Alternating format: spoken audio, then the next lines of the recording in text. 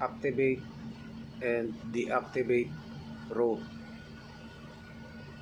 Kailangan pag naka-planning ito, kailangan i-monitor mo, lipat mo sa monitor. Double click, right click. Double click, right click, set as monitor. Yes. Right click sa road.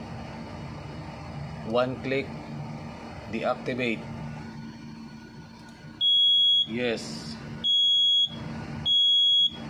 Yan, mag-iba na yung kulay. Ibig sabihin, hindi siya naka-activate. Pag i-activate mo naman, right click, activate. Yan, pag nakapula na, ibig sabihin naka-activate na siya. Tapos, para hindi siya maingay, hindi nag-alarm lagi,